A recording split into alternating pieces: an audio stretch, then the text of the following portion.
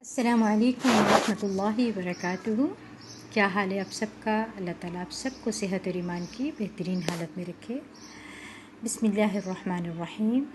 अल्हम्दुलिल्लाहि रब्बिल आलमीन वस्सलातु वस्सलामु अला सय्यिदिल मुरसलीन वल आक़िबतु लिल मुत्तक़ीन अम्मा बाद फ़अऊज़ु बिल्लाहि मिनश शैतानिर रजीम। बिस्मिल्लाहिर्रहमानिर्रहीम। रब्बिश्रह ली सदरी वयस्सिर ली अमरी वहलुल उक़दतम मिन लिसानी यफ़क़हू क़ौली। तमाम तर हम्द व सना उस अल्लाह के लिए है जिसने अपने बंदों पर नमाज फ़र्ज़ की, उसे क़ायम करने और अच्छे तरीके से अदा करने का हुक्म दिया, उसकी कबूलियत को खुशू व खुज़ू पर मौक़ूफ़ फरमाया, उसे ईमान और कुफ्र के दरमियान इम्तियाज़ की अलामत और बेहयाई और बुरे कामों से रोकने का ज़रिया बनाया है।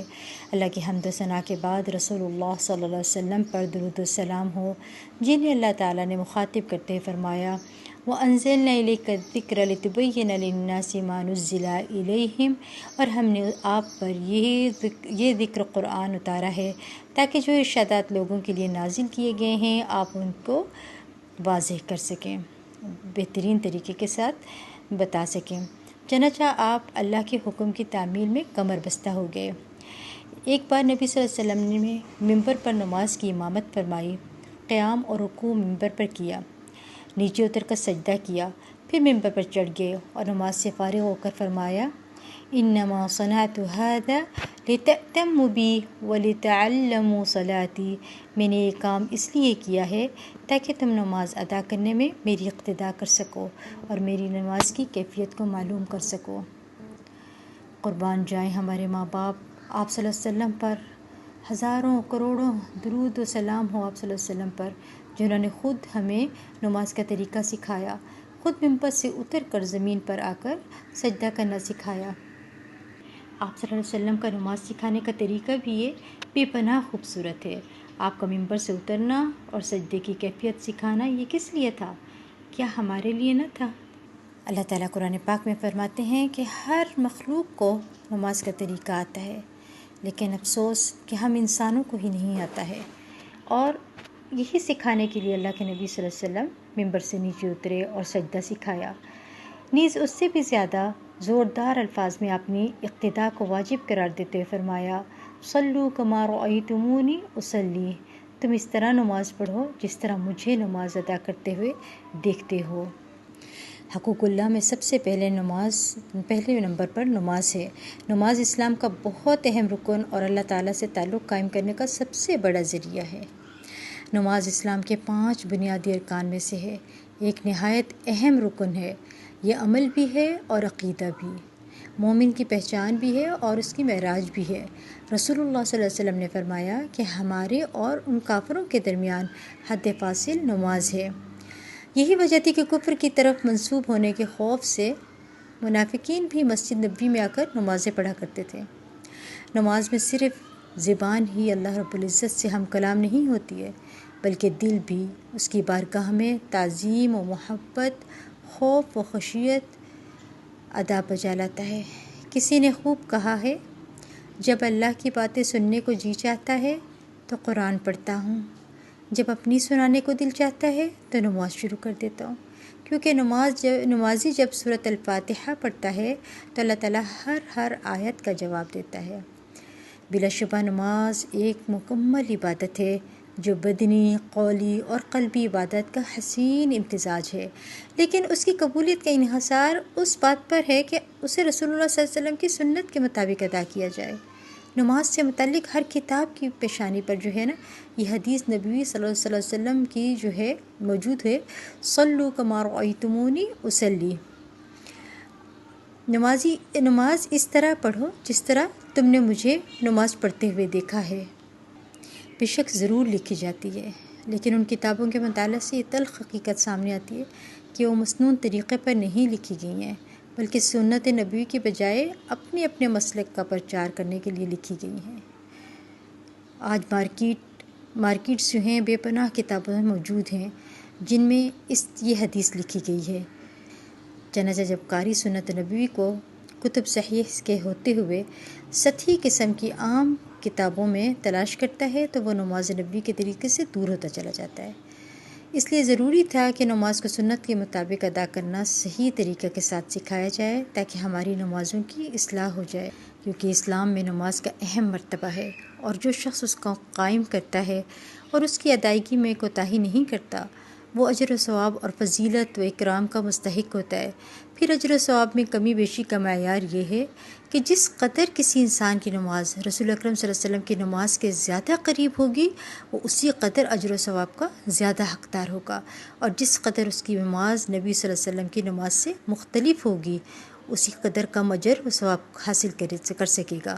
رسول اللہ صلی اللہ علیہ وسلم نے فرمایا ہے، بے شک بندہ نماز ادا کرتا ہے، لیکن اس کے نامہ اعمال میں اس نماز کا 10واں، 9واں، 8واں، 7واں، 6واں، 5واں، 4تھا، تیسرا یا نصف حصہ لکھا جاتا ہے۔ شیخ ناصر الدین البانی حفظہ اللہ فرماتے ہیں، ہمارے لیے رسول اکرم صلی اللہ علیہ وسلم کی مانند نماز ادا کرنا اس وقت ممکن ہے جب ہمیں تفصیل کے ساتھ آپ کی نماز کی کیفیت معلوم ہو، اور ہمیں نماز کے واجبات، آداب، ہیئات اور ادعیہ و اذکار کا علم ہو، پھر اس کے مطابق نماز ادا کرنے کی کوشش بھی کریں، تو ہم امید رکھتے ہیں کہ پھر ہماری نمازیں بھی اسی نوعیت کی ہوں گی جو بے حیائی اور منکر باتوں سے روکتی ہے، اور ہمارے نامہ اعمال میں وہ اجر و ثواب لکھا جائے گا جس کا وعدہ کیا گیا ہے۔ آپ صلی اللہ علیہ وسلم نے ایک حدیث میں مزید فرمایا، اللہ نے 5 نمازیں فرض کی ہیں، جو شخص اچھی طرح وضو کرے، وقت پر نماز ادا کرے اور رکوع، سجود اور خشوع کا اہتمام کرے تو اس انسان کا اللہ پر ذمہ ہے کہ اسے معاف کر دے، اور جو شخص ان باتوں کو ملحوظ نہ رکھے تو اس کا اللہ پر کوئی ذمہ نہیں ہے، چاہے تو اسے معاف کرے اور چاہے تو اسے عذاب دے۔ نماز بذات خود جتنی اہم ہے، طریقہ نماز بھی اسی قدر اہم ہے۔ نماز کے بارے میں حکم صرف یہی نہیں کہ اسے ادا کرو، بلکہ حکم یہ بھی ہے کہ اس طرح ادا کرو جس طرح مجھے ادا کرتے ہوئے دیکھتے ہو۔ بخاری کی حدیث ہے، ایک حدیث میں ارشاد مبارک ہے کہ قیامت کے روز حقوق اللہ میں سب سے پہلے نماز کا حساب لیا جائے گا۔ جس کی نماز درست طریقے سے پڑھی گئی ہوگی وہ کامیاب و کامران ہوگا، اور جس کی نماز بگاڑی گئی ہوگی وہ ناکام و نامراد ہوگا۔ غور فرمائیے میری پیاری بہنوں، قیامت کے روز نماز کے بارے میں جس چیز کا حساب ہوگا وہ یہ نہیں کہ نماز پڑھی ہے یا نہیں پڑھی، بلکہ حساب اس بات کا ہوگا کہ نماز سنت کے مطابق پڑھی گئی ہے کہ نہیں۔ غور کریں ان بات کے اوپر، کیا نہیں دیکھا جائے گا کہ یہ نہیں دیکھا جائے گا نماز پڑھی ہے کہ نہیں، بلکہ یہ دیکھا جائے گا کہ نماز سنت کے مطابق پڑھی گئی ہے کہ نہیں۔ پیاری ساتھیوں، اللہ کے نبی صلی اللہ علیہ وسلم نے ہم تک مکمل دین پہنچا دیا ہے، ہمیں زندگی گزارنے کے تمام اصول سکھائے، جن میں ہر طرح کے حقوق، تمام عبادات، غرض یہ کہ سب کچھ ہمیں بتا گئے، مگر اب ہماری ذمہ داری ہے کہ ہم ان طریقوں کو سیکھیں اور دوسروں کو بھی سکھائیں۔ اسی سلسلے میں ہم نے غور و فکر کیا تو سب سے پہلے فرائض کا خیال آیا، اور فرائض میں سب سے پہلے نماز ہے۔ قرآن کریم سے ہدایت حاصل کرنے والے خوش نصیب لوگوں کی اللہ کریم نے جو نشانیاں بتائی ہیں، ان میں سے ایک نشانی یہ بھی ہے کہ وہ نماز قائم کرنے والے ہیں۔ یہاں پر ایک اہم سوال یہ ہے کہ نماز کو ہم قائم کیسے کر سکتے ہیں، اور نماز میں خشوع کیسے پیدا کر سکتے ہیں، اور کیسے یہ جان سکتے ہیں کہ ہماری نمازیں درست ہیں بھی کہ نہیں، ہماری نماز اللہ کے ہاں قابل قبول بھی ہے کہ نہیں۔ اسی سلسلے میں ہم اس گروپ کا آغاز کر رہے ہیں جس میں ہم اللہ کی توفیق اور رحمت کے ساتھ نماز کی اہمیت، فرضیت، فضیلت، طریقہ اور ترجمہ سکھائیں گے انشاءاللہ۔ اور ہم آغاز میں وضو کے فضائل، اہمیت اور اس کا سنت کے مطابق طریقہ سکھائیں گے باذن اللہ، اور یہ سب کام آپ لوگوں کے تعاون کے بغیر نہیں ہو سکتا۔ اس کے لیے سب سے پہلے نیت اور ارادہ پکا کر لیں کہ ہم نے اب نماز کی اصلاح کرنی ہے، کیونکہ دین کے کام میں اخلاص بہت ضروری ہے۔ اللہ کے ساتھ بھی اور اپنی ذات کے ساتھ بھی مخلص ہونا ہوگا، اور یہ سب تبھی ہو سکتا ہے جب آپ کو اس کی اہمیت معلوم ہو۔ پھر اخلاص محبت میں پہنچ جاتا ہے، محبت کے درجے پہ پہنچ جاتی ہے، اور کسی سے محبت ہو نہیں سکتی جب تک اس کی صحیح معرفت نہ ہو۔ معرفت ہوگی تو محبت ہوگی، اور جب کسی چیز سے محبت ہو جائے، کسی کسی بھی چیز سے، کسی بھی کام سے، تو پھر اس میں دل لگ جاتا ہے، اس میں دل لگنے لگتا ہے۔ بس اسی سلسلے میں ایک گروپ بنایا گیا ہے۔ آپ سب سے گزارش ہے کہ اپنی ہیلپر سے تعاون کریے گا اور دل جمعی کے ساتھ نماز سیکھیے گا، اور ساتھ میں دعائیں بھی کثرت سے کرتے رہیے گا کہ اللہ ہم تیری رضا کی خاطر یہ علم سیکھ رہے ہیں، اللہ ہمیں اس علم کا سیکھنا آسان کر دے ہمارے لیے اور ہمیں اس میں باعمل بنا دے۔ یا اللہ تو اپنی رحمت سے مدد فرمانا، اور کثرت سے اپنی گزری ہوئی جانے انجانے میں جو خطائیں ہوئی ہیں نا، ان پر استغفار کرتے رہیے گا۔ بإذن اللہ اللہ تعالیٰ ہماری ساری خطائیں اور لغزشیں جو ہم نے جان کر کی اور انجانے میں کی، اللہ تعالیٰ سب معاف فرما دے گا، اور خاص طور پہ نماز کی ادائیگی میں جو ہم سے کوتاہیاں ہو چکی ہیں، اللہ سے دعا کرتے ہیں رب العالمین ہماری معاف فرما دے اور آگے ہماری اصلاح فرما دے۔ پیاری ساتھیوں، اللہ سبحانہ و تعالیٰ نے آپ لوگوں کو چنا اس کام کے لیے اور یہاں پر لے کر آیا ہے کہ آپ نماز کی اصلاح کر لیں، اس فریضے کی اصلاح کر لیں جو اہم رکن ہے اسلام کا، اور اگر اس کی اصلاح ہو گئی تو پہلا سوال اللہ تعالیٰ نے قیامت کے دن اسی کا پوچھنا ہے۔ اگر ہمارا یہ ٹھیک ہو گیا تو باقی بھی سوال سارے آسان ہو جائیں گے انشاءاللہ۔ تو ہمیں اس سوال کی تیاری کرنی ہے۔ دنیا میں ہم دنیا کے امتحانات کی کتنی تیاری کرتے ہیں، کیونکہ وہ سامنے نظر آ رہا ہے نا، قیامت ہمیں نظر نہیں آ رہی، نظر تو نہیں آ رہی، مگر ہم مومن ہیں۔ مومن کیا کرتا ہے؟ ایمان بالغیب رکھتا ہے، اللہ اور اس کے رسول کی باتوں پر یقین ہے کہ ایک دن قیامت قائم ہونے والی ہے، اور جس دن قیامت قائم ہوگی اپنے پاؤں پر جہاں کھڑے ہیں وہیں کے کھڑے رہ جائیں گے جب تک ہم سوالوں کا جواب نہ دے لیں۔ ان میں پہلا سوال یہ ہے کہ نماز کے بارے میں سوال ہوگا۔ میری پیاری بہنوں، نماز جنت کی کنجی ہے، اور اگر نماز نہیں پڑھیں گے تو جنت میں کیسے داخل ہوں گے؟ اس لیے لہٰذا اب آپ لوگوں کو اللہ سبحانہ و تعالیٰ نے کروڑوں اور اربوں لوگوں میں سے چنا اور چن کر لا کر یہاں نماز کے ساتھ جوڑ دیا ہے۔ اب آپ لوگوں کی سوچیں اللہ تعالیٰ کے نزدیک کتنی قدر و منزلت ہے، اللہ سبحانہ و تعالیٰ آپ لوگوں سے کتنی محبت فرماتا ہے اور کتنا چاہ رہا ہے کہ آپ لوگ ٹھیک ہو جائیں، آپ لوگوں کی نمازیں درست ہو جائیں۔ تو یہاں پر آپ لوگوں نے محنت کرنی ہے، اپنی اصلاح کرنی ہے، اپنی پرانی عادات پر پڑھی جانے والی نمازوں کو جو ہمارے آباء و اجداد نے یا ہمارے جو ہے قاریوں نے یا جو سکھائی ہوئی ہیں، ان چیزوں کو ان چیزوں کی اصلاح کرنی ہے، ان نمازوں کی اصلاح کرنی ہے۔ ہم نے سنت کے مطابق نمازیں پڑھنی ہیں۔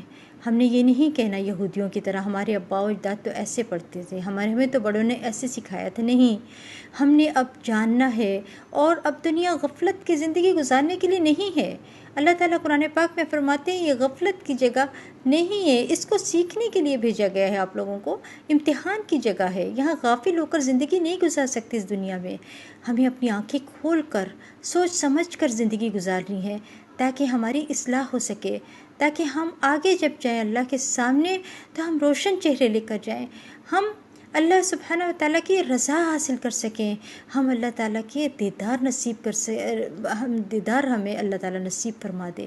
یقین کرے پیاری بہنوں، اللہ سبحانہ و تعالیٰ نے آپ سب کو اس کے ساتھ جوڑا، کہیں قرآن کے ساتھ آپ جڑے ہوئے ہیں، کہیں تجوید کے ساتھ جڑے ہوئے ہیں، کہیں ترجمہ تفسیر کے ساتھ ہیں، کہیں آپ کو نماز سکھائی جا رہی ہے۔ سوچیں اللہ سبحانہ و تعالیٰ آپ سب سے کتنی محبت کرتے ہیں، آپ لوگ کتنے معزز لوگ ہیں، کتنے باعزت لوگ ہیں کہ اللہ سبحانہ و تعالیٰ نے آپ لوگوں کو اپنے کام کے لیے چن لیا، آپ لوگوں کی اصلاح کا ارادہ کیا۔ اللہ سبحانہ و تعالیٰ کے بارے میں اللہ کے نبی صلی اللہ علیہ وسلم فرماتے ہیں اللہ تعالیٰ جس کی بھلائی کا ارادہ کرتا ہے اس کو دین کی سمجھ دے دیتا ہے۔ سوچیں آپ لوگ ان لوگوں میں شامل ہو گئے ہیں جن کی اللہ سبحانہ و تعالیٰ اصلاح فرمانا چاہ رہے ہیں۔ تو میری پیاری بہنوں، قدر کریے گا ان لمحوں کی، کچھ ضائع نہ ہونے دیجیے گا۔ زندگی کے ایک ایک لمحہ اللہ تعالیٰ نے آپ کو جو دیا ہوا ہے اس کو قیمتی جانتے ہوئے ضائع نہیں کرنا ہے۔ خود بھی سیکھیں، اپنے بچوں کو بھی سکھائیں، اپنے تمام پیاروں کو، اپنے ارد گرد کے لوگوں کو، اپنے پڑوسیوں کو، جہاں جہاں ہو سکتا ہے نماز کی اصلاح کروا دیں۔ خود سیکھتے جائیں، جا کے ان کو بھی سکھاتے چلے جائیں، تبھی ہم سب جو ہیں نماز صحیح طریقے سے پڑھنے لگیں گے، اور جب صحیح نماز ادا کرنے لگیں گے تو یقین کریں آپ کا دل لگے گا اور اس کے اندر خشوع بھی پیدا ہوگا، اور پھر خیالات سے پاک ہو جائیں گی ہماری نمازیں، اور نمازیں ویسی ہو جائیں گی جیسے اللہ کو پسند ہے۔ تو آخر میں ہم بھی دعا کرتے ہیں کہ یا اللہ تو اپنی رحمت سے ہماری جتنی بھی گناہ، جتنے بھی لغزشیں ہو چکی ہیں عبادات کے معاملے میں یا عام معاملات میں، یا رب العالمین تو ہماری معاف فرما دے۔ یا اللہ جتنے لوگ اس گروپ سے جڑے ہیں ان پر اپنی رحمتیں نازل فرما، ان کے لیے اس علم کو سیکھنا آسان فرما۔ یا اللہ آج ہم تیری محبت میں اس گروپ کے ساتھ جڑے ہیں، اے اللہ ہمارے سرشار فرما اور قیامت کے دن اپنے محبوب کی رفاقت نصیب فرما اور ہم سے محبت فرما، اور اپنی محبت کے نتیجے میں قیامت کے دن جنت الفردوس میں اپنا دیدار کا مستحق فرما۔ اے اللہ تو ہمیں علم اور حکمت عطا فرما اور سمجھ اور بوجھ عطا فرما۔ یا اللہ تو ہمارے ایمان میں اضافہ عطا فرما۔ یا اللہ تو ہمارا سرپرست بن جا، ہمارے عیبوں کو ڈھانپ لے اور ہمیں رسوائی سے بچا لے، ہمیں عزت عطا فرما۔ یا اللہ ہمیں ایمان اور عمل والی لمبی عمر عطا فرما۔ آمین یا رب العالمین۔ ربنا تقبل منا انك انت السميع العليم وتب علينا انك انت التواب الرحيم، وصلى الله تعالى على خير خلقه محمد وآله وأصحابه أجمعين برحمتك يا أرحم الراحمين۔ سبحانك اللهم وبحمدك أشهد أن لا إله إلا أنت أستغفرك وأتوب إليك۔ السلام علیکم ورحمۃ اللہ وبرکاتہ۔